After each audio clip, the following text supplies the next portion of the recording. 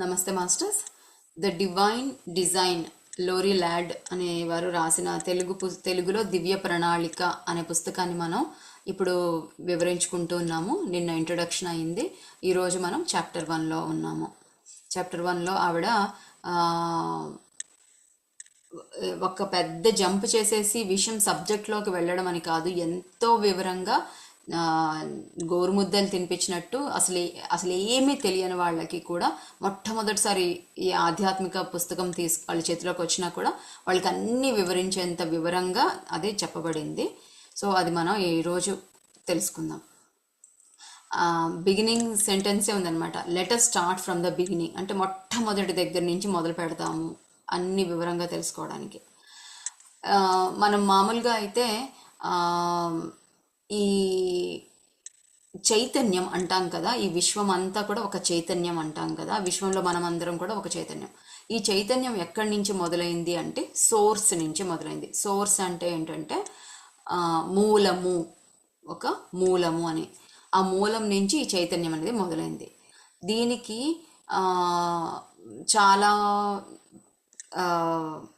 చాలా మంది చాలా ప్రదేశాల్లో లేదంటే చాలా కల్చర్స్లో దేవుడు అని అంటారు. ఈ సోర్స్ని, మూలాన్ని దేవుడు అంటారు. కానీ సోర్స్ అనే మాట, మూలము అనే మాట గనక మనం వాడితే మనము ఆ చైతన్యం గురించి మాట్లాడుకుంటాం అనమాట. అదే గనక ఒక పర్టికులర్ ఒక దేవుడి పేరు గనక చెప్పాము అంటే ఇప్పుడు నేను శివుడు అని అన్నాను అంటే విష్ణుమూర్తి కాదు అని అర్థం అనమాట. కానీ మనకు అది కూడా చెప్పారు, శివాయ విష్ణు రూపాయ శివరూపాయ విష్ణవే అని చెప్పారు. కానీ అయినా కూడా మనం శివుడు అంటే శివుడే, మళ్ళీ శివుడు వేరు పార్వతి వేరు, శివుడు వేరు విష్ణుమూర్తి వేరు, విష్ణుమూర్తి వేరు లక్ష్మీదేవి వేరు, ఇట్లా అన్ని సపరేట్ చేసి మనుషులకి అర్థమయ్యే విధంగా ఒక పేర్లు అంటూ ఇచ్చామన్నమాట. కానీ ఇక్కడ అలా కాకుండా మళ్ళీ జీసస్ అన్నారనుకోండి, అది వేరే మతం అయిపోతుంది. కాబట్టి అలా కాకుండా సోర్స్, ఒక మూలము, ఒక మూల చైతన్యము అని అనుకోమని చెప్పారన్నమాట. అలా అనుకుంటే ఏంటంటే దానికి అసలు దాని యొక్క ఆ మూల చైతన్యం యొక్క అసలు తత్వం ఏంటో మనం అర్థం చేసుకోగలుగుతాము. అంతేకాదు మూల చైతన్యము అని అన్నప్పుడు మనము మనకి అప్పటి వరకు ఉండే ఆ పురాణాలు, ఈ ఏమైతే మనకు ఉంటాయో అవన్నిటిని కూడా వదిలిపెట్టేస్తాం అనమాట. అసలు దానికి ఒక రూపం లేదు, అదే చెప్పారు. దానికి ఒక పేరు లేదు, ఒక ఆది అంతం లేదు, ఏంటి ఒక డెఫినేషన్ లేదు, డిస్క్రిప్షన్ ఇలా ఉంటుంది అని చెప్పడానికి కూడా లేదు. అండ్ అది ఏంటి అంటే తత్వమసి, ఓం తత్ సత్ అంటారు కదా, తత్ అనేది అది అంటే అన్నీ, మొత్తం ఈ విశ్వం అంతా కూడా కలిపితే అది అవుతుంది. అది అనేదే ఆ మూల చైతన్యం అన్నమాట. కాకపోతే మనం ఏం చేస్తామంటే మొదటి నుంచి కూడా కొన్ని పేర్లు ఇచ్చామన్నమాట. ప్రతిదానికి కొన్ని పేర్లు ఇచ్చాము. అలా ఇస్తే కానీ మనము చెప్పుకోవడానికి, వివరించుకోవడానికి వీలుగా ఉంటుంది. దాని గురించి ఇంకా తెలుసుకోవడానికి, ఒక నలుగురికి చెప్పడానికి, కథల రూపంలో చెప్పడానికి దానికి బాగుంటుందన్న ఉద్దేశంతో మనం ప్రతిదానికి ఒక కథలు, పురాణాలుగా ఇలాగా విభజించడం అనేది జరిగిందనమాట. కానీ ఉండేదంతా కూడా ఆ మూల చైతన్యం మాత్రమే. మనుషులు మనము అర్థం చేసుకోవడానికి మనుషుల పేర్లు ఇచ్చాము. ఈ పుస్తకంలో ఆవిడ ఏం చెప్తున్నారంటే అర్థం చేసుకోవడానికి, ఆ మూల చైతన్యం యొక్క లక్షణాలని అర్థం చేసుకోవడానికి మనుషులు వాడే పదాలని వాడుతున్నాను. కానీ ఆ పదాలు ఏవి కూడా ఆ మూల చైతన్యాన్ని వివరంగా చెప్పలేవు, అసలు మాటలు లేవు అని చెప్పారనమాట. అదొక వైబ్రేషన్ అన్నమాట. ఒకే ఒక్క వైబ్రేషన్ అంటే ఏంటంటే ఇప్పుడు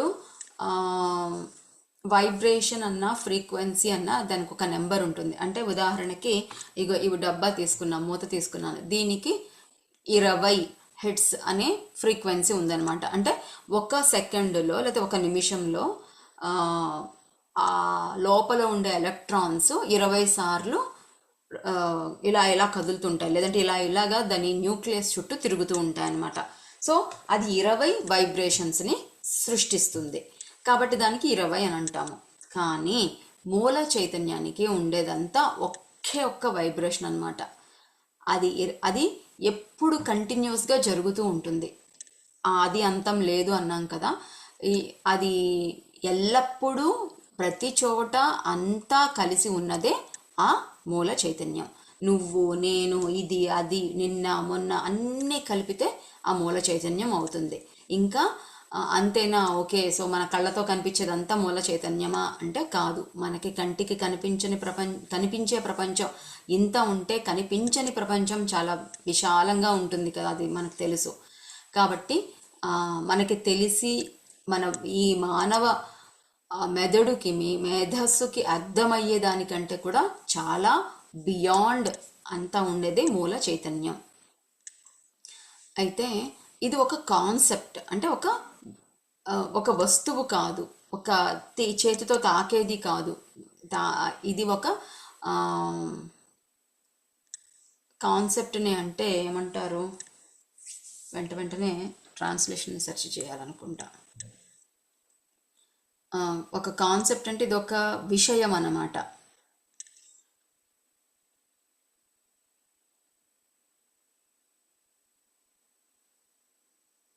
భావన, ఓకే, భావన అని ఇచ్చింది గూగుల్. ఉద్దేశం అంటే ఇదొక ఉద్దేశం, భావన, వివరణ అన్నమాట. ఏది మూల చైతన్యం అంటే ఏంటి అనేది. కాకపోతే చెప్పాం కదా, ఇది మనకి ఊహకి అందని యొక్క ఆ మాటలు లేవు, దాన్ని వివరించడానికి మాటలు లేవు, కానీ వివరించాలి కాబట్టి మనుషులు వాడే పదాలతో దాన్ని వివరించడం జరిగింది.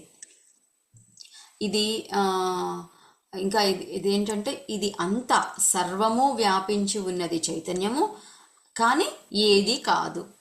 అన్నీ కానీ ఏది కాదు అన్నమాట. దీన్ని ఇక్కడే స్టార్ట్ అయిపోయింది మనకి కన్ఫ్యూజన్. అన్నీ అంటున్నారు కానీ ఏది కాదు అంటున్నారు అంటే ఏంటి?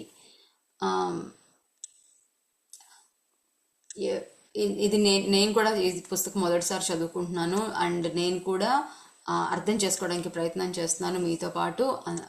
నేను తప్పు చెప్తే దయచేసి నన్ను కరెక్ట్ చేయండి. అండ్ ఇప్పుడు ఇదేంటి అంటే, అన్నీ కానీ కాదు అంటే చెప్పడానికి మనం అర్థం చేసుకోవడానికి ప్రయత్నం చేస్తున్నాను.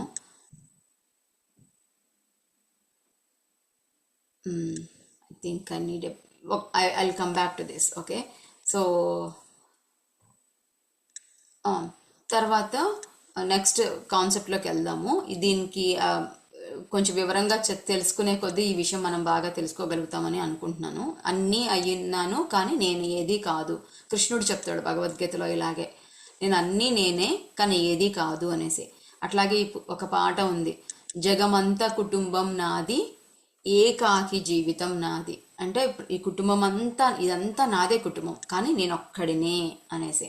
అంటే ఏంటంటే, ఇది భౌతికమైన లెవెల్లో చెప్పకుండా అంతరంగంలోంచి చెప్తున్నారన్నమాట. మన అంతరంగంలోకి వెళితే ఈ విశ్వమంతటిని మనం చూడగలుగుతాము. విశ్వమంతా కూడా మనలోనే ఉంటుంది. సో అంటే అక్కడేంటి, అంతా మనమే అయి ఉంటాము అని అనమాట. సో అంతేకాదు, ఏది కాదు కూడా. ఆ డిటాచ్మెంట్ అనేది ఆ చైతన్యం లెవెల్లో ఏది అంటారు, అదేనా? శూన్యం అంటారు. శూన్య స్థితి, ఏమీ లేదు, నో థాట్స్, నో కనెక్షన్స్, ఏది. Correct Chandra, thank you. So అన్నీ అయి ఉన్నాము కానీ ఏది కాకుండా ఉన్నామన్నమాట. సో అది ఇంకా మనం తెలుసుకునే కొద్ది ఇంకా బాగా మనకి కాన్సెప్ట్ అర్థమవుతుంది అనుకుంటున్నాను. తర్వాత మనుషులు అనేవాళ్ళు ఆ చైతన్యం యొక్క కాంతిని, వెలుగుని, స్పార్క్ని స్పృశించామన్నమాట. అంటే జంతువులు, చెట్లు, ముందు ఇవన్నీ ఉన్నాయి కదా, రాళ్ళు, రప్పలు ఇవన్నీ ఉన్నాయి కదా, వాటన్నింటికంటే కూడాను మనిషి జన్మ తీసుకున్నప్పుడు మనం ఆ స్పార్క్ని స్పృశించాము. మనకి మాత్రమే ఆ లెవెల్కి వెళ్ళేంత స్థితి వచ్చిందనమాట. అందుకే ఇవన్నీ మనమే చదువుకుంటున్నాం, మనం తెలుసుకుంటున్నాం మన గురించి. తర్వాత ఆ, మన మనుషులు మాత్రమే ఆ నథింగ్నెస్ అంటే ఆ శూన్యం అనే స్థితిని మనం మాత్రమే కనెక్ట్ అవ్వడానికి ప్రయత్నం చేస్తున్నాం. మనం మాత్రమే ఈ సాధన చేస్తున్నాం. మనిషిగా పుట్టిన తరువాత మాత్రమే మన ప్రయాణం అటువైపు సాగుతుందన్నమాట, మళ్ళీ ఆ సోర్స్ మూల చైతన్యంలోకి కలవడానికి. ఆ, ఒకవేళ మనం ఎప్పుడైతే ఏ మనిషి కానీ ఏ మానవ యొక్క మేధస్సు కానీ మానవుల యొక్క చైతన్యం కానీ ఆ మూల చైతన్యాన్ని తాకినప్పుడు, ఆ మూల చైతన్యం యొక్క చిరు వెలుగుని కాంతిని అనుభవించినప్పుడు అద్భుతమైన ఆ బ్లిస్, ఒక అంటే ఆ మోక్ష స్థితి, వన్నెస్ అన్నమాట, కలిసిపోవడము, లయమైపోవడము, అద్భుతమైన ఆనందం, బ్రహ్మానందం, ఆ స్థితిని మనం పొందుతామన్నమాట. అంటే ఆ భగవంతుడు ఎప్పుడు కూడా బ్రహ్మానంద స్థితిలో ఉంటుంది. ఆ భగవంతుడు అన్న మూల చైతన్యం అన్న ఆ స్థితిలో ఉంటుంది. దాన్ని మనం దగ్గరికి వెళ్ళిన ఆ ఫ్రీక్వెన్సీకి మనం మ్యాచ్ అయినప్పుడు అదే ఆనందాన్ని మనం కూడా పొందుతాము. మన మనుషులు మాత్రమే ఆ లెవెల్కి రీచ్ అయ్యే విధంగా ఎదిగి ఉన్నారు, ఇవాల్వ్ అయ్యి ఉన్నారనమాట.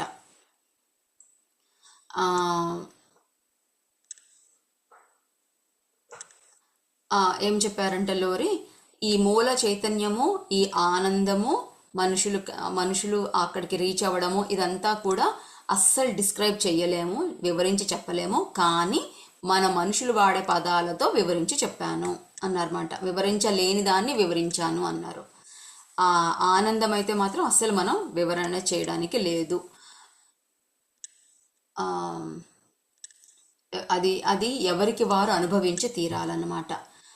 దీనికి సంబంధించి భగవద్గీతలో ఒక శ్లోకం ఉంది. I'm trying to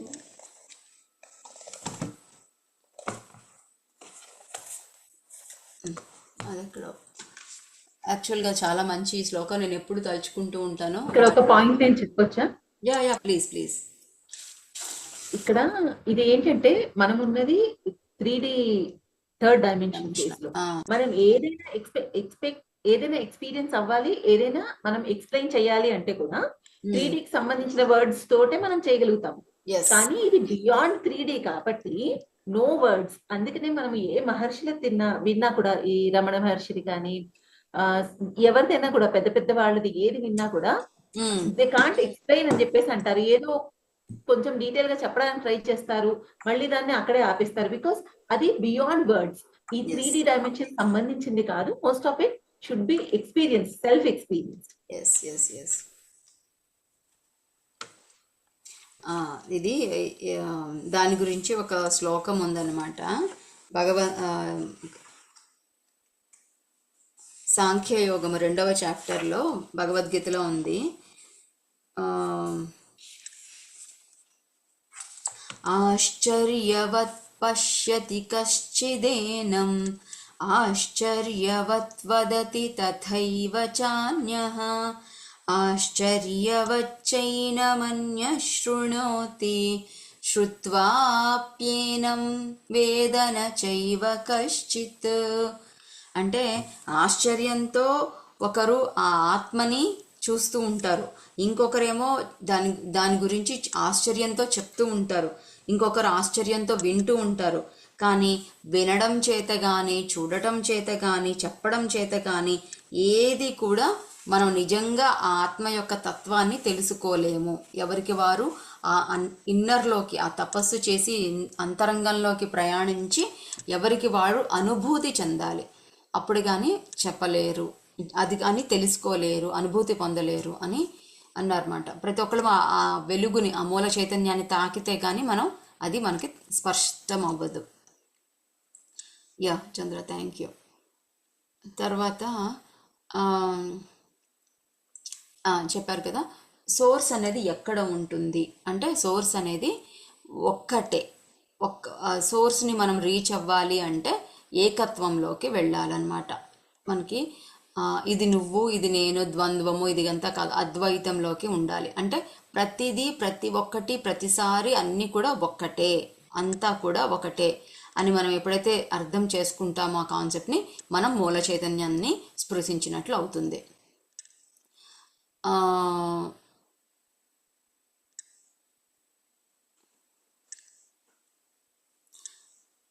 oneness unified అంటే ఆ మూల చైతన్యంతో మనం కలవడము అంటే ఏంటి అంటే ఆ మూల చైతన్యము అంటే అది కాకుండా ఇంకా ఏదీ లేదు.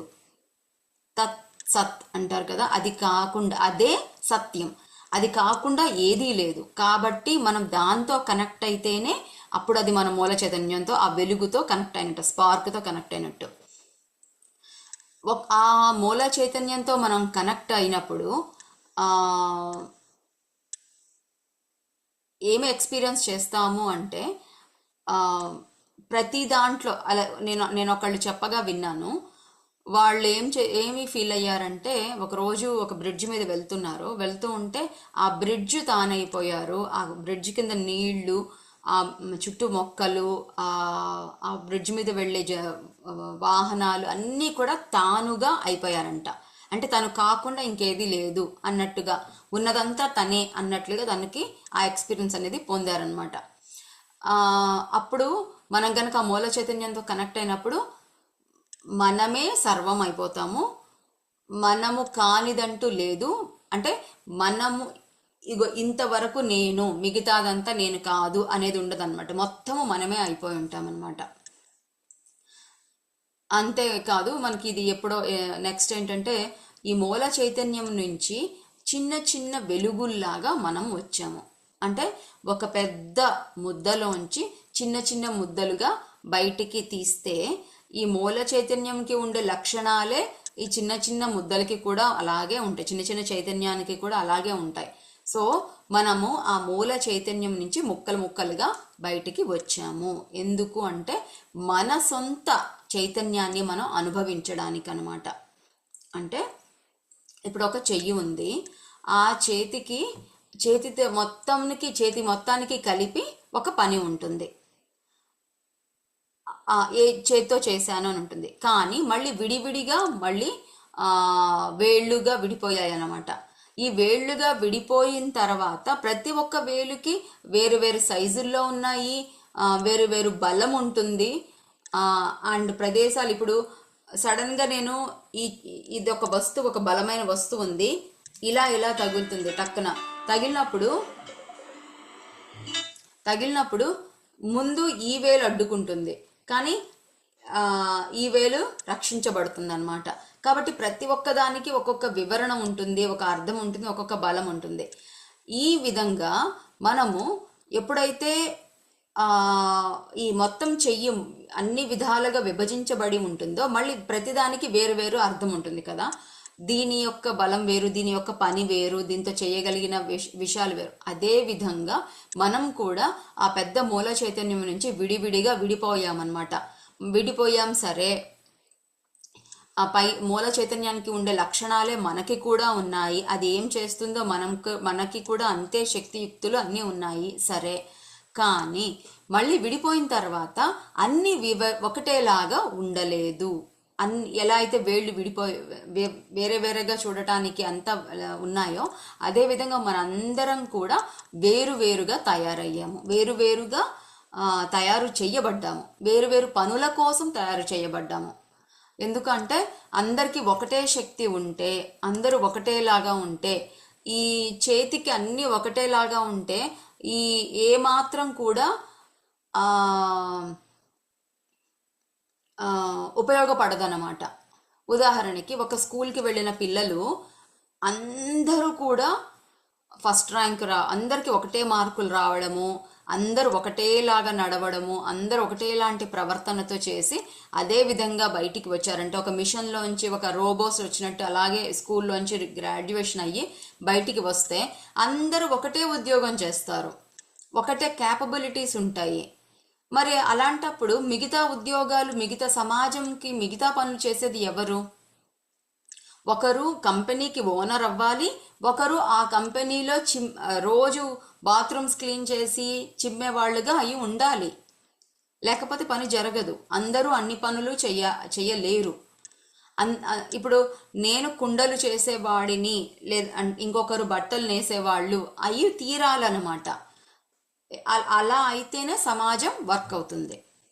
నేను కుండలు చేసేవాడిని అయితే గనక నాకు మట్టిని తవ్వి ఆ మట్టిని మెత్తగా చేసేలాగా కండలు ఉండాలన్నమాట, ఆ బలం ఉండాలి. అంతేకాదు ఆ మట్టిని తవ్వడం కోసం నేను అడవుల్లోకి ఎక్కడికో పుట్టలు ఎక్కడికో వెళ్ళడం అనేంత శక్తి నాకు కాళ్ళకి చేతులకి ఉండాలి. పాము కరుస్తుందా, ఇవన్నీ కూడా అట్లా, పాము కరిస్తే ఏం చేయాలి, పురుగు పుట్ర ఉన్న చోట కూడా వెళ్ళగలగడము, ఈ శక్తియుక్తులు, చైతన్యము, తెలివితేటలు, ప్రాక్టీసు, ఇవన్నీ కూడా నేను భూమి మీదకి వచ్చి కుండలు చేసేటప్పుడు మొదలుపెట్టే ఆ పని నేను చేస్తాను అని మొదలుపెట్టినప్పుడు ఈ పనులన్నీ నేను నేర్చుకుంటాను అనమాట. ఒకదాని తర్వాత ఒకటి నేర్చుకుంటాను. నాకు ఒక తెలివి అనేది, ఒక చైతన్యం అనేది డెవలప్ అవుతుంది. ఇక్కడికి వచ్చిన తర్వాత డెవలప్ అయింది. అయిన తర్వాత నేను ఆ చైతన్యాన్ని నా తర్వాత తరాలకి అందించాను, ఆ విషయాన్ని అంతా, ఆ జ్ఞానాన్ని అందించాను. ఆటోమేటిక్గా ఎలా అయితే ఇప్పుడు మన కాలంలో సెల్ ఫోన్ అనేది క్రియేట్ అయింది. సెల్ ఫోన్లు మన చేతికి వచ్చిన తర్వాత మొదటిసారి మనం నేర్చుకున్నాము. కానీ ఇప్పుడు పుట్టిన పిల్లలు ఆటోమేటిక్గా వాళ్ళకి నెలల పిల్లప్పుడే మనం కనుక ఇచ్చామంటే సెల్ ఫోన్ ఎలా స్క్రాల్ చేయాలో, వాళ్ళకి ఎలా చూడాలో, ఏ వీడియోనో ఏంటో అన్నీ వాళ్ళకి తెలిసిపోతుంది. ఎలాగ తెలిసింది, వాళ్ళకి మాటలు కూడా రావు, కానీ పుట్టుకతోనే ఆ జ్ఞానాన్ని పొందారు. ఎందుకంటే చైతన్యము, మనము పొందిన ఆ చైతన్యాన్ని మనము మన మూల చైతన్యంలోకి పంపిస్తున్నాం అన్నమాట. మూల చైతన్యానికి మనకి కనెక్షన్ ఉంటుంది, మనం దానికి పంపిస్తాము. ఆ చైతన్యంలోంచి కొత్తగా పుట్టిన ముద్దలు మళ్ళీ బయటికి వస్తే వాళ్ళు ఆటోమేటిక్గా మూల చైతన్యంలో రెడీగా ఉన్న జ్ఞానాన్ని తెచ్చేసుకుంటారు. వాళ్ళు మళ్ళీ మొదటి నుంచి మనలాగా నేర్చుకోవాల్సిన అవసరం లేదన్నమాట, తెచ్చేసుకుంటారు. ఓకే, ఇంతవరకు మనకు అర్థమైంది కదా. దీనికి చాలా గొప్ప మీనింగ్ ఉంది, చాలా వివరణ ఉంది.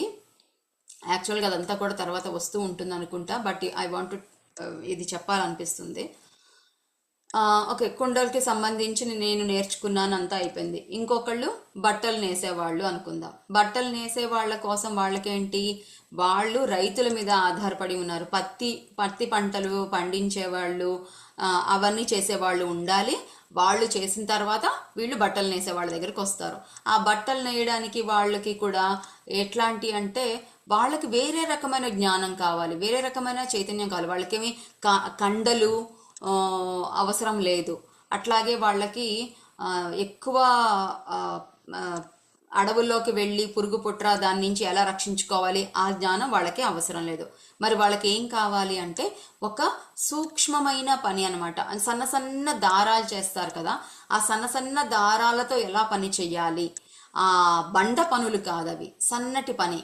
అట్లాగే ఒక క్రియేటివిటీ అనమాట. ఒక చీరకి ఏ రంగు వేస్తే బాగుంటుంది, దానికి ఏ బార్డర్ వేస్తే బాగుంటుంది, ఏ డిజైన్ వేయాలంటే లెక్కలు ఉంటాయన్నమాట. పడుగు పేక ఇట్లా అంటారు నేతలో. అంటే ఎన్నిసార్లు ఈ దారము, ఈ ఎర్ర రంగు దారం ఇటు వెళితే ఆ పడవ ఆకారం అనోదో లేకపోతే కొండ ఆకారం వస్తుంది, ఎన్నిసార్లు ఇటు వెళ్ళాలి, ఎన్నిసార్లు అది వెళ్ళాలి అనేసి ఆ లెక్కలన్నీ ఉంటాయన్నమాట వాళ్ళకి. సో అది ఆ జ్ఞానం కావాలి వాళ్ళకి. ఇప్పుడు సమాజంలో ఈ పని చేసేవాళ్ళు ఇంపార్టెంట్, ఆ పని చేసేవాళ్ళు కూడా ఇంపార్టెంట్ కదా. ఇది మనం ఇంతవరకు మనకి తెలుసు, మనం ఒప్పుకుంటాం. కానీ అసలు సిసలైంది మనం ఎప్పుడు ఒప్పుకోనిది ఏంటి అంటే, ఎలా అయితే పనులు, కళలు, చాకచక్యము నేర్చుకునే వాళ్ళు అందరికి కావాలో, అలాగే కోపము, ద్వేషము, అసూయ, సహనము, ఇట్లా అన్ని లక్షణాలు ఉండేవాళ్ళు కూడా సమాజంలో కావాలి. ఈ విషయాన్ని మనం అర్థం చేసుకోకపోవడం వల్లనే మనకి ప్రతి ఒక్కరి మీద బాధ, దుఃఖం మన జీవితంలో వస్తుందన్నమాట. కోరికలు ఇవన్నీ కలుగుతుంటాయి. పలానా వ్యక్తికి కోపం ఉన్నది, ఆ వ్యక్తి నా జీవితంలోకి రావడం వలననే, తన కోపాన్ని నా మీద ప్రదర్శించడం వలననే నాకు విషయం నేర్చుకునే అవకాశం వచ్చిందనమాట, సహనం నేర్చుకునే అవకాశం వచ్చింది. ఓకే, సో ఇంకా చెప్పుకుంటూ పోతే చాలా వివరణ వస్తుంది. మనం ఇక్కడ ఇంతవరకు అర్థం చేసుకుందామంటే, ఖచ్చితంగా జీవితంలో ప్రతి సమాజంలో లేదా ఈ చైతన్యంలో అన్ని రకాల వ్యక్తులు, అన్ని రకాల, ఒక అందమైన పువ్వు పూసే చెట్టు ఉంటుంది, ముళ్ళ కంప ఉంటుంది, మంచి వాసన వచ్చే ఆకులు ఉంటాయి, చెడు వాసన వచ్చే ఆకులు ఉంటాయి. అన్నీ కూడా అవసరమే అన్నమాట ఈ చైతన్యంలో. ఎక్స్పెరిమెంట్ చేయడానికి, తెలుసుకోవడానికి వచ్చాము కాబట్టి అన్నింటినీ యాక్సెప్ట్ చేయాలి. ఓకే, మనం వేరే టాపిక్ కొంచెం డైవర్ట్ అయింది, మళ్ళీ దీనిలోకి వస్తున్నాము. మూల చైతన్యంలోంచి మన సొంత చైతన్యాన్ని మనం అనుభవించడానికి, సొంత చైతన్యాన్ని ద్వారా ఎక్స్పెరిమెంట్ చేయడానికి, అనుభూతి చెందడానికి మనం విడిపోయామన్నమాట. సో ఇది ఏంటంటే దేనికి దానికి విడిపోయి కొత్త ఎక్స్పీరియన్స్ తీసుకోవడానికి వచ్చింది అని చెప్పాం కదా. ఈ వచ్చిన జ్ఞానాన్ని మళ్ళీ ఆ క్వాంటమ్ ఫీల్డ్ అంటే ఆ వచ్చిన చైతన్యాన్ని మళ్ళీ ఆ మూల చైతన్యంలోకి పంపిస్తాం అనమాట. క్వాంటమ్ ఫీల్డ్ అంటే ఏంటంటే అది ఒక సూక్ష్మ తలము, కంటికి కనిపించదు, అసలు తాకే స్థితి కాదు. అదొక సూక్ష్మతలం. అంటే మనకి ఎలా అయితే సూక్ష్మ శరీరాలు ఉన్నాయో అవి కంటికి కనిపించవు కానీ అనుభూతి చెందగలుగుతాము. అట్లాగే క్వాంటమ్ ఫీల్డ్ ఉందన్నమాట. మనకి సూక్ష్మ శరీరాలు తిరిగే ప్రపంచము క్వాంటమ్ ఫీల్డ్. అక్కడికి ఆ చైతన్యంలోకి మనం నేర్చుకున్నదాన్ని దాంట్లోకి పంపిస్తాం. అండ్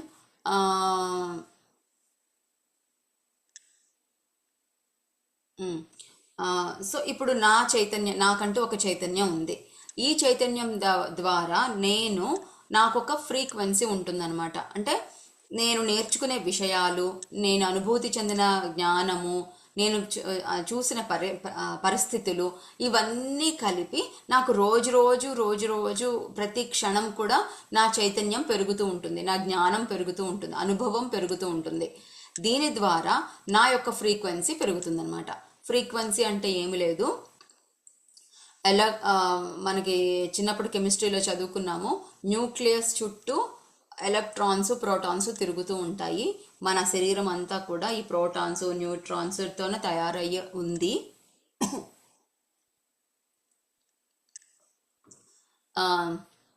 ఒక్కొక్క ఎలక్ట్రాన్ న్యూక్లియస్ చుట్టూ ఎన్నిసార్లు తిరుగుతుంది నిమిషానికి అనే దాన్ని ఫ్రీక్వెన్సీ అంటారన్నమాట. ఎంత ఎక్కువగా తిరుగుతుంటే దానికి అంత ఎక్కువ ఫ్రీక్వెన్సీ. ఒక నిమిషానికి కొన్ని వేల సార్లు గనక అది తిరిగేటప్పుడు కూడా వైబ్రేట్ అవుతుందన్నమాట. జస్ట్ ఇలా ప్లెయిన్గా తిరగడం కాదు, ఇట్లా వైబ్రేట్ అయిపోతూ తిరుగుతుంటుంది అనమాట. ఆ వైబ్రేషన్స్ నిమిషానికి ఎన్నిసార్లు ఉన్నాయి అనే దాన్ని బట్టి మనకి ఫ్రీక్వెన్సీ అనే అంకె పెరుగుతూ ఉంటుంది, నెంబర్ పెరుగుతూ ఉంటుంది. ఎంత ఎక్కువ నెంబర్ అయితే అంత ఎక్కువ కాన్షియస్ అని అర్థం. ఎంత ఎక్కువ చైతన్యం అయితే అంత ఎక్కువ శక్తి ఉంటుంది. వాళ్ళు ఎంతో ప్రొటెక్టెడ్గా రక్షణ వాళ్ళకి ఉంటుందన్నమాట. సో మనం ఎప్పుడు కూడా మన గోల్ ఎలా ఉండాలంటే హయ్యర్ ఫ్రీక్వెన్సీకి, పెద్ద నెంబర్కి ఉండేలాగా మనం ఉండాలి. ఎలా అంటే మనం చైతన్యం పెరుగుతూ మన అనుభవం జ్ఞానం పెరుగుతూ ఉంటే మనకి ఆ ఫ్రీక్వెన్సీ పెరిగిపోతూ ఉంటుంది. అనుభవ జ్ఞానం అనేది ముఖ్యం. The frequency creates an experience అంటే మన అనుభవం పొందడము అనే వలన ఫ్రీక్వెన్సీ పెరుగుతుంది, ఫ్రీక్వెన్సీ పెరగడం వల్ల అనుభవం పెరుగుతుంది. దీన్ని కొంచెం వివరించుకుందాము. ఇప్పుడు ఫర్ ఎగ్జాంపుల్ నా దగ్గర నాకు ఇప్పుడు ఒక 10 రూపాయలు వచ్చింది. ఇంతకుముందు నా దగ్గర 10 రూపాయలు లేదు, నేను ఎప్పుడు దాన్ని చూడలేదు, నా దగ్గర అనుభవం లేదు. ఇప్పుడు నా దగ్గర 10 రూపాయల నోట్ అనేది వచ్చింది. సో ఇది నాకు కొత్తది అనమాట, కొత్త విషయం. అంటే ఒక 10 రూపాయలకి ఒక ఫ్రీక్వెన్సీ ఉంది, అది నా దగ్గరకి వచ్చేసరికి నాకు ఆ ఫ్రీక్వెన్సీ యాడ్ అయింది.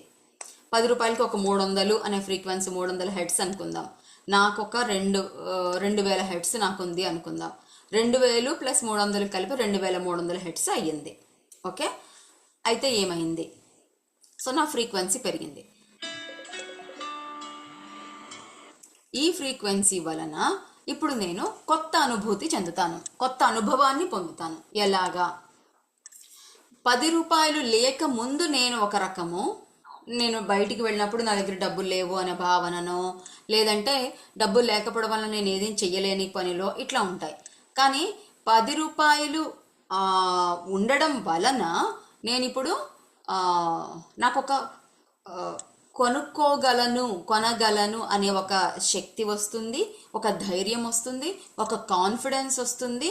ఈ భావనలు ఎప్పుడు కూడా అనుభవం అంటే భావన అన్నమాట. ఆ, ఈ భావనలన్నీ నాలో వచ్చాయి. అప్పటిదాకా తలంచుకొని ధైర్యం లేకుండా చిన్నగా అయిపోయి నేను నాకు లేదు, నాకు చేత కాదు అనుకున్న నేను ఆ 10 రూపాయలు రావడంతో గుండెలు ఇలాగా విప్పార్చుకొని భుజాలు ఇలా వెడల్పు చేసుకొని ఎక్కడికైనా బజార్కి వెళ్ళేసి నేను కొనగలను, నేను చేయగలను, నా దగ్గర ఉంది అనేసి ఆ నమ్మకము, ఒక చిరునవ్వు, హ్యాపీనెస్ ఇవన్నీ ఉంటాయి కదా, ఇవన్నీ అనుభూతులు దీనికి పొందుతాయి అన్నమాట. సో మనకి ఫ్రీక్వెన్సీ యాడ్ అయ్యే కొద్దీ అనుభవ జ్ఞానం పెరుగుతూ ఉంటుంది.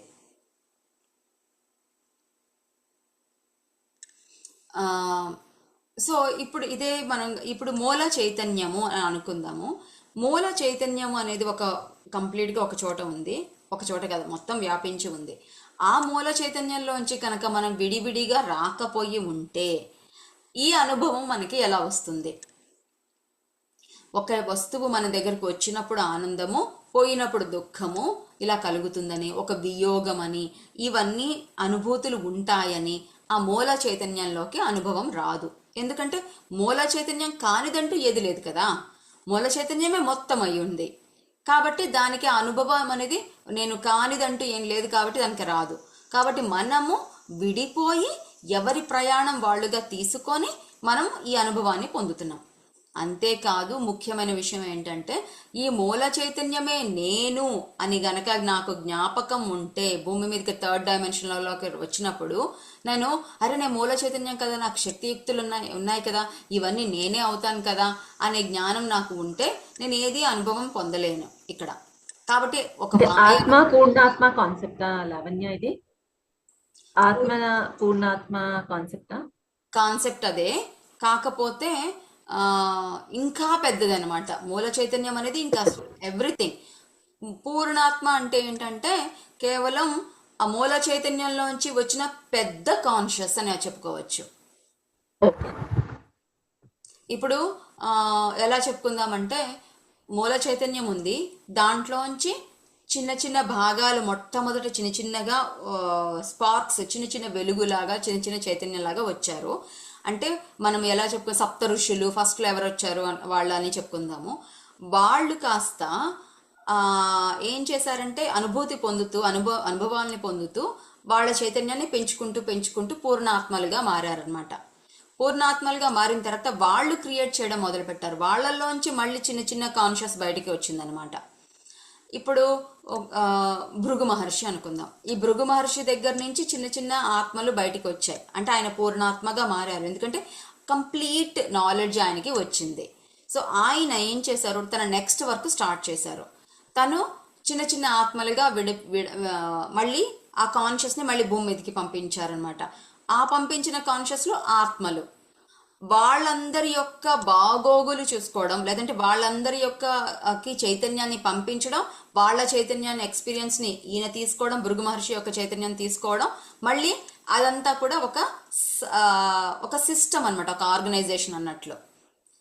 వన్స్ ఒక్కొక్క గ్రూప్ కాన్షియస్ లాగా ఫామ్ అయ్యి గ్రూప్ కాన్షియస్నెస్ అనుకోవచ్చు. అదొక గ్రూప్ కాన్షియస్నెస్ అనుకోవచ్చు. మూల చైతన్యం పూర్ణాత్మది ఒక్కొక్క కాన్షియస్నెస్. మనకు అందుకే అంటారు ఈ కోతులు ఇవి అడవుల్లోకి వెళ్ళి వాటికి, కోతులు కానీ జంతువులు కానీ వాటికి ఆ కాన్షియస్ ఉంటుందన్నమాట. అడవుల్లోకి వెళ్ళి వాటి శరీరంలో ఏదైనా అనారోగ్య సమస్య ఉన్నా ఏదైనా ఉంటే వెళ్ళి స్ట్రైట్గా వెళ్ళి ఆ మొక్కనే తింటాయి అన్నమాట. వాటికి దాహం వేస్తుంది,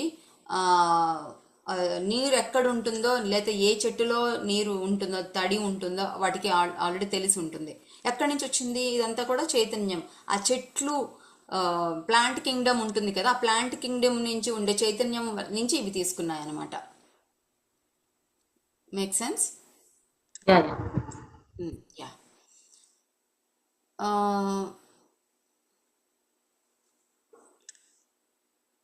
సో ఈ మూల చైతన్యం నుంచి విడిపోయిన ఈ చిన్న చైతన్యాలు ఏదైతే ఉన్నాయో అవి వాటి యొక్క ఎనర్జీ, వాటి యొక్క వైబ్రేషన్స్, వాటి యొక్క సొంత అనుభవాల వలన అవి మళ్ళీ స్పెషల్గా తయారవుతాయి. అవి సొంతగా అవి యునిక్గా తయారవుతాయి అన్నమాట.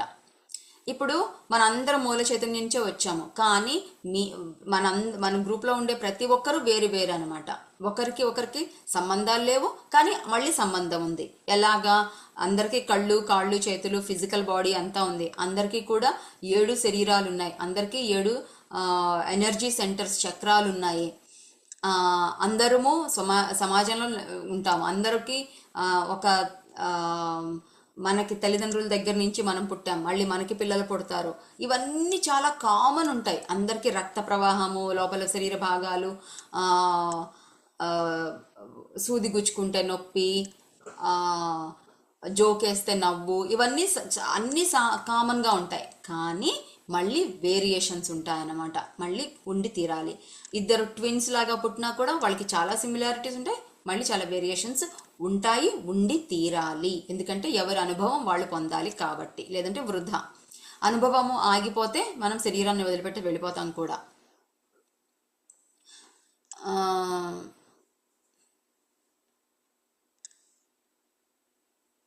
ఓకే, ప్రతి చైతన్యం కూడా ఇండివిజువల్ కాన్షియస్నెస్. ప్రతి ఒక్క విడివిడిగా ఉండే ఆ చైతన్యాలన్నీ కూడా ఇప్పుడు జీవిస్తున్నాయి, ఇప్పుడు ఉన్నాయన్నమాట.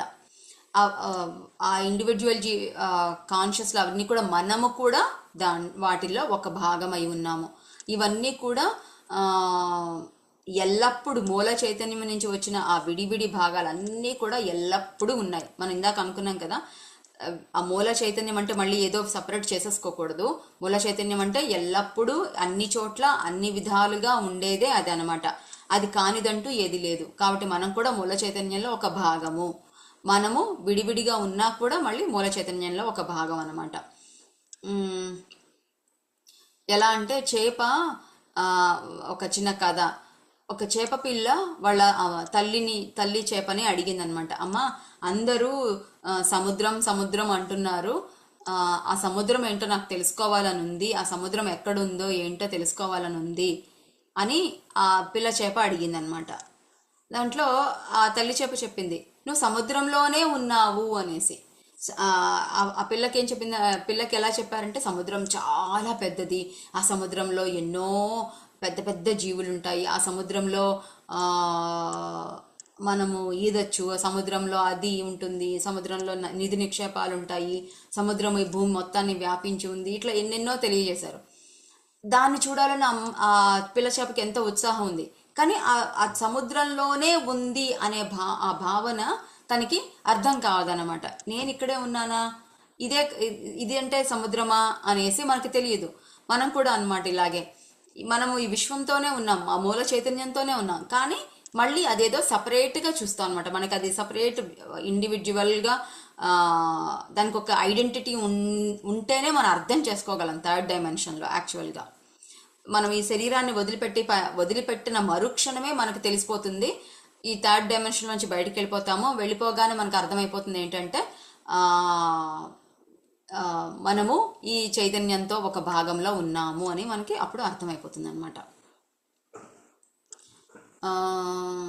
నెక్స్ట్, ఓకే, ఈ రోజుకి మనం ఇక్కడ ముగించేసి నెక్స్ట్ తర్వాత కంటిన్యూ చేద్దామా?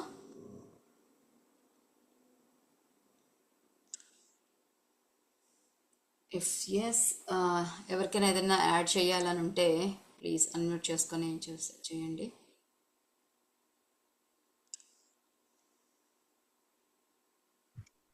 లావణ్య, యా చెప్పండి. ఇక్కడ మీరు చదువుతున్న ఈ పారాగ్రాఫ్ లో last line, every individual consciousness existing in the now including you is created in this way. అలా ఎలా లావణ్య? అన్ని నవ్వులోనే ఎలా ఉంటాయి? మరి నిన్న కూడా నవ్వులో ఉందా? లేదు కదా. ఉంది మనకి. అదే అందుకే ముందే చెప్పారు, మనకి ఎల్లప్పుడూ ఇది టైం అనేది లీనియర్ కాదు. టైం అంటే నిన్న నేడు రేపు లేదు, ఎల్లప్పుడూ ఉంటుంది. అందుకే మనము ఒక టైం ట్రావెల్ ద్వారా మనం ఇప్పుడు మన ఆత్మ బయటికి వచ్చి ఆత్మ ప్రయాణం చేయాలి, సూక్ష్మ దేహ ప్రయాణం చేయాలి అంటే మనం ఏదో కాలానికి వెళ్ళగలం. అది ఆల్రెడీ అయిపోయింది కదా అంటే కాదు, ఎప్పుడు అన్ని ఈ క్షణంలోనే జరుగుతున్నాయి. అయితే ఇప్పుడు నేను పాస్ట్కి వెళ్ళి నా పాస్ట్ లో ఏమైనా చేంజెస్ చేసుకుంటే will that affect my present? చేస్తారు కూడా. ఈ పాస్ట్ అంటే ఈ జన్మలో పాస్టే కాదు, పాస్ట్ లైఫ్స్ లో కూడా వెళ్ళి కరెక్ట్ చేస్తారు. ఆ, ఆ, ఇది చాలా కొంచెం మంది అర్థం అదే విధంగా కానీ వాళ్ళ పాస్ట్ లైఫ్స్ కాంప్లెక్స్ లో గా ఉంది. What sorry. ఇది కొంచెం కాంప్లెక్స్ ఉంది కొంచెం. అంటే ఎస్ ఎస్, అది నాకు ఇప్పుడు తెలిసి నేను ఇప్పుడు నా స్పీచ్. 10th క్లాస్కి వెళ్ళి నేను స్టేట్ ఫస్ట్ అయిపోయాను అనుకోండి, అప్పుడు నాకు ఇప్పుడు మారిపోతుందా మన లైఫ్? అంటే దెర్ ఆర్ మెనీ థింగ్స్ కదా which we want to change. చిన్నవి పెద్దవి ఎన్నో ఉంటాయి. ఎస్, నా అనుభవం చెప్తాను నేను. ఆ, నాకు ఒకసారి ఫైనాన్షియల్ క్రైసిస్ వచ్చిందనమాట. ఇక్కడ చాలా ప్రాబ్లం వచ్చింది, అసలు అమెరికా నుంచి వెళ్ళిపోతామేమో అన్న పరిస్థితి ఏర్పడింది. ఏర్పడినప్పుడు నేను అప్పుడే మెడిటేషన్లోకి కొత్తగా వచ్చాను, మేబీ 1 year అయి ఉంటుంది. ఆ, నేను అడిగాను అనమాట. నేను అప్పుడు వంశీ కిరణ్ మాస్టర్ యొక్క ఆ, అదే గత జన్మల్లోకి వెళ్ళి అది చూసుకోవచ్చు, మన పాస్ట్ లైఫ్స్ చూసుకోవచ్చు కళల ద్వారా అని ఉంది కదా ఆ కాన్సెప్ట్. యోగికి నైన్ అని చెప్పేసి ఆ కాన్సెప్ట్ ద్వారా నేను అది చేసి నా పాస్ట్ లైఫ్ని చూశాను అనమాట. చూసినప్పుడు నేను ఇతరులకి డబ్బు అనేది వాళ్ళ దగ్గర నుంచి బలవంతంగా లాక్కున్నాను. నా బాధ్యతని నిర్వర్తించడం పోయి వాళ్ళకు వాళ్ళది కూడా నేను తీసేసుకున్నాను అనమాట. చాలా క్రూరంగా ప్రవర్తించాను. ఇది చూసిన తర్వాత నా అది అంటే పాస్ట్ లైఫ్ చూశాను కదా. సో పాస్ట్ లైఫ్లోకి వెళ్ళాను, అది చూశాను. ఇప్పుడు నేను ఎలా కరెక్ట్ చేసుకున్నాను అంటే, ఆ ఆ జన్మలో ఆ వ్యక్తికి, అంటే నేను ఆ జన్మలో ఎవరైతే ఉన్నానో ఆ వ్యక్తి చాలా క్రూరమైన వాళ్ళు. చాలా గ్రీడ్ అనమాట, ఆశ, విపరీతమైన ఆశ. సో ఆ ఆశతో వాళ్ళు అలా ప్రవర్తించారు కాబట్టి ఆ డబ్బు మీద ఆశ, ఇతరుల దగ్గర నుంచి లాక్కోవడము అని చెయ్యడం వలన ఈ జన్మలో నేను ఆ డబ్బుని నా దగ్గర లేకుండా ఉండడం అనే అనుభూతిని పొందాను. ఇప్పుడు నేను ఏం చేశాను అంటే, ముందు అక్కడ అసలు నా తప్పుని నేను తెలుసుకున్నాను. అక్కడ ఆ వ్యక్తికి తప్పు తెలుస్తాను, తాను తప్పు చేస్తున్న విషయం తనకు తెలియలేదు. నేను ఈ అనుభూతిని చూడగానే, ఆ కళని చూడగానే నా లోపల పశ్చాత్తాపం అనేది వచ్చింది. విపరీతమైన పశ్చాత్తాపం వచ్చి విపరీతంగా వెక్కి వెక్కి ఏడ్చాను. ఆ వ్యక్తిగా ఏడవలేదు, ఎవరికైతే హాని కలిగించానో వాళ్ళ లెవెల్కి వెళ్ళాను అనమాట నేను. వాళ్ళు భయపడిపోయి, బెంగపడిపోయి, వణికిపోతున్నారన్నమాట ఈ క్రూరమైన వ్యక్తిని చూసి. అంటే ఎంత బాధ పెట్టాను ఆ ఇతరులని అనే విషయాన్ని నేను అర్థం చేసుకున్నా. వాళ్ళ స్థితిలో నేను ఉంటే ఎంత బాధ ఉంటుంది నాకు. నా పిల్లలకి లేకుండా వాళ్ళు నా దగ్గర నుంచి డబ్బులు లాక్కున్నారు. నా పిల్లలు ఏమైపోతారో, నేను ముసలి వాళ్ళని అయిపోయాను. నేను నా పసిపిల్లవాడు, వాళ్ళని నేను చూసుకునే స్థితిలో లేను. కానీ ఇవి పిల్లోడు అనాథ అయిపోతాడు. కనీసం డబ్బు అయినా ఉంటే ఎవరైనా చూస్తారేమో, అంటే ఆ డబ్బు కూడా లేకుండా పోయింది, ఆస్తి లేకుండా ఇతను లాక్కున్నాడు అని వాళ్ళ వైపు నుంచి వెళ్ళి నాకు వెక్కి వెక్కి ఏడ్చి అనమాట. ఆ పశ్చాత్తాపం కలిగింది ఒకటి. సో నా తప్పు నేను తెలుసుకున్నాను. 2, ఏం చేయాలి, ఎవరి దగ్గర అయితే డబ్బు తీసేసుకున్నానో మళ్ళీ తిరిగి ఇవ్వాలి. ఆ ఎవరు అంటే వాళ్ళెవరో మనకు తెలియదు, ఎక్కడ ఉంటారో తెలియదు, అసలు ఈ భూమి మీద ప్రస్తుతం ఉన్నారో లేదో తెలియదు. మరేంటి అంటే, వాళ్ళు అని కాదు, విశ్వమంతా ఒకటే. నేను ఒకరికి బాకీ పడ్డాను, నేను విశ్వానికి బాకీ పడ్డాను. అంటే ఒకరి దగ్గర తీసుకోవడం వల్ల నాది కానిది నేను తీసుకున్నాను కాబట్టి నేను మళ్ళీ విశ్వానికి నాది అయినది ఇవ్వాలన్నమాట. ఆ విషయం అర్థమైన తర్వాత ఆ నెల నుంచి నేను ప్రతి నెల పని గట్టుకొని వెతికి డొనేట్ చేయడం మొదలుపెట్టాను అనమాట. ఒక నెల నేను డొనేట్ చేయాలి అని యూనివర్స్ని అడిగాను. నేను ఎవరికి ఇవ్వాలి, కరెక్ట్ పర్సన్స్కి వెళ్ళాలి, అది కరెక్ట్గా వెళ్ళాలి, తప్పు పనులు చేసే వాళ్ళకి వెళ్ళకూడదు, మోసం చేసే వాళ్ళకి వెళ్ళకూడదు అనేసి అనుకున్నాను. యూట్యూబ్లో నాకు అప్పటిదాకా ఇంగ్లీష్ అడ్వర్టైజ్మెంట్స్ వచ్చేది, మొట్టమొదటిసారి తెలుగు ఇండియన్ అడ్వర్టైజ్మెంట్ రావడం మొదలైంది, డొనేట్ చేయని. నాకు అసలు బుర్ర అలర్ట్ అవ్వలేదు. నేను ఒక వారం రోజులు అదే రావడం మొదలైంది. ఎప్పుడు యూట్యూబ్ ఆన్ చేసినా అదే వచ్చేది, మారిపోయేది కాదనమాట. ఒకటే అడ్వర్టైజ్మెంట్ పదే రావడంతో ఒక్కసారి అలర్ట్ అయ్యాను. ఓ, ఇదేదో నాకు చెప్తుంది అని చెప్పేసి గమనించి అది ఒక వెబ్సైట్లోకి తీసుకెళ్ళింది. ఆ వెబ్సైట్లోకి వెళ్ళి ఒకళ్ళు సెల్ఫ్లెస్గా వర్క్ చేస్తున్నారు, ఐ థింక్ దేనికోసమో, ఆవుల కోసమో సంథింగ్ ఏదో సెల్ఫ్లెస్గా వర్క్ చేస్తున్నారు. సో ఆ విషయాన్ని తెలుసుకొని మా హస్బెండ్కి చెప్తే ఆయన ఆ డబ్బులు పంపించారనమాట ఇండియాకి. నెక్స్ట్ మంత్ వచ్చింది. ఈ మంత్ నాకు ఎవరికైనా చెప్పండి అంటే ఇంకొకళ్ళు వచ్చారు. కానీ వాళ్ళకి పంపించగలిగే అవకాశం లేదు, ఎందుకంటే వాళ్ళకి ఒక వెబ్సైట్ లేదు, ఒక డొనేషన్ చేసే అవకాశం ఏమీ లేదనమాట. సో అది వర్క్ అవ్వలేదు. అప్పుడు మళ్ళీ యూనివర్స్ నేను అడిగాను, ఇంత కష్టపడుతూ నేను ఇవ్వడం కాదు, ఈజీగా నాకు చెప్పొచ్చు కదా, అయినా కూడా ఇండియా డబ్బులు పంపించడం అంటే కష్టము, అదే అమెరికాలోనే డాలర్స్ ఏదైనా పంపించే విధంగా చూపించవచ్చు కదా అంటే, మా ఊర్లోనే ఉండేది ఒకటి చూపించింది అనమాట. అది నేను అప్పటికి ఎన్నోసార్లు వెళ్ళాను, దానికి డొనేట్ చెయ్యాలి అనే ఆలోచన కూడా నాకు రాలేదు. వాళ్ళ దగ్గర నుంచి మెసేజ్ వచ్చింది అనమాట, ఈమెయిల్ వచ్చింది. ఓ వెరీ గుడ్ అని చెప్పేసి వాళ్ళకి పంపించాము.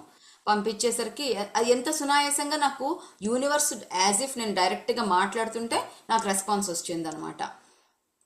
సో అది 3వ నెల జరిగింది. ఇంకా 4వ నెల నుంచి నేను పిఎస్ఎస్ఎంకి ఇవ్వాలి అనే విషయం అర్థం చేసుకున్నాను అనమాట. పిఎస్ఎస్ఎంలో పిరమిడ్స్ కట్టేవాళ్ళు, అవసరాలు ఉండేవాళ్ళు ఉంటారు. సో దానికి వర్క్ చేయాలనేసి నాకు అర్థమైపోయింది. ఇంకా అప్పటి నుంచి నాకు రిక్వెస్ట్లు రావడము, నేను పంపించడము, లేదా నేనే action I mean meditation sessions host చేయడము, మాస్టర్స్కి టికెట్లు కొనడం, ఇవన్నీ కూడా జరుగుతున్నాయి. సో నేను ఇంక ప్రత్యేకంగా మళ్ళీ వేరే వాళ్ళకి డొనేట్ చేయడం అని కాదు, నాకు ఆల్రెడీ సిచ్యువేషన్స్ క్రియేట్ అయిపోతున్నాయి, నేను చేస్తున్నాను.